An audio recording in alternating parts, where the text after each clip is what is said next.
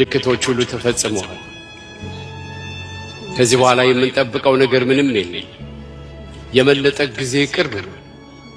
ስለዚህም ለመነጠቅ ሁላችን የተዘጋጀን እንድንሆን ዘይታችን የሞላ መብራታችን የበራ ወገባችንን ታጥቀን መጠበቅ እንዳለብን መጽሐፍ ቅዱስ ይመክረናል።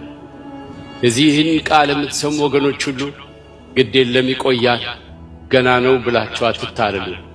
ነገ እንዳይመጣ የሚከለክለው ነገር ምንም ስለሌለ፣ ዛሬ እንዳይመጣ የሚከለክለው ነገር ምንም ስለሌለ ተዘጋጅተን እንጠብቅ። በዛን ጊዜ ይላል ሁለቱ ወፍጮ ሲፈጩ አንደኛዋ ትሄዳለች፣ አንዷ ትቀራለች። ባልጋ ላይ ሁለት ሰዎች ተኝተዋል፣ አንዱ ይሄዳል፣ አንዱ ይቀራል። ባልና ሚስት ሊሆኑ ይችላሉ።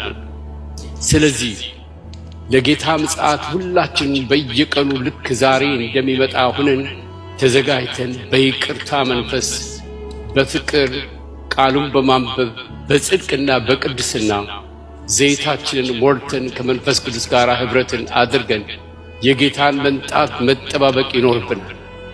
ቸል ማለት የለብንም። ይሄ ነቅተን የምንኖርበት ተዘጋጅተን የምንኖርበት መምጫው መቼ እንደሆነ አናውቅም።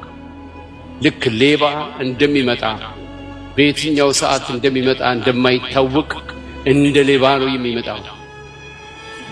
በኖህ ዘመን እንደነበረ በኖህ ዘመን የነበሩ ሰዎች የውሃ ጥፋት እንደሚመጣ አላወቁም ነበር።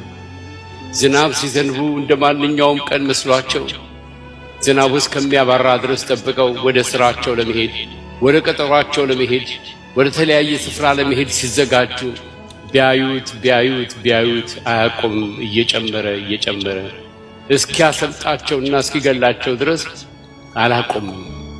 እንዲሁ የጌታ መምጣት ድንገት ስለሆነ በድንገት እንዳንያዝ ራሳችንን እንመርምር።